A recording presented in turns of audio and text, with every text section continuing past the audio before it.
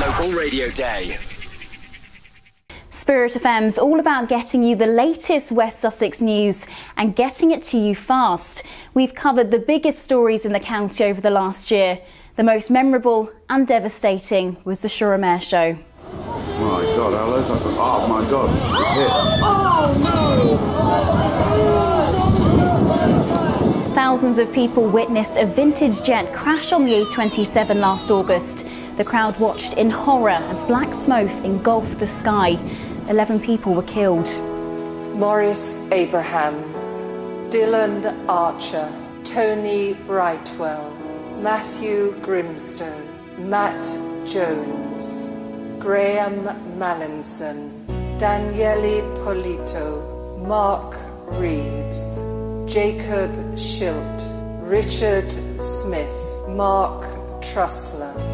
A memorial service took place at Lancing College to pay tribute to the victims and the servicemen and women who fought to save their lives. It was the officers and other emergency services that rushed to the crash site, dreading what they would find, but knowing they must put their own fears and safety to one side. Months on, and people are still haunted by the memories of that tragic day. We pray for all who mourn, for all who are rebuilding their lives. Another story that involved the A27 was those controversial plans to build a bypass around Chichester.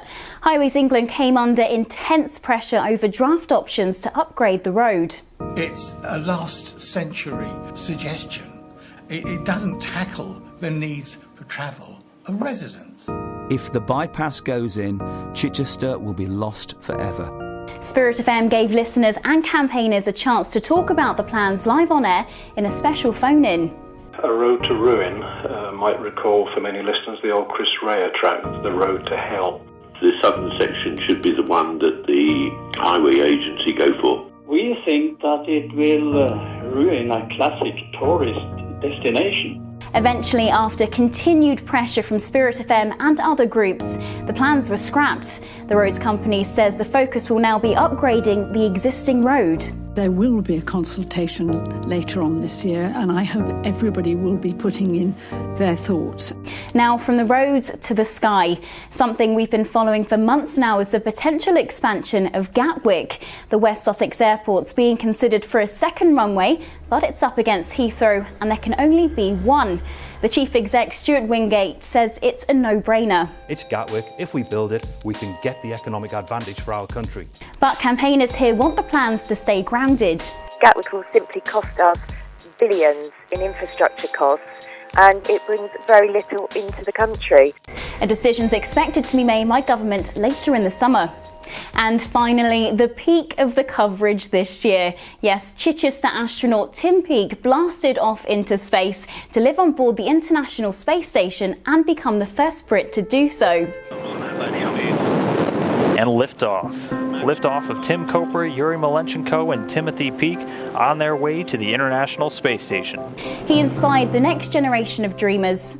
Can't believe he sat in those classrooms we've sat in.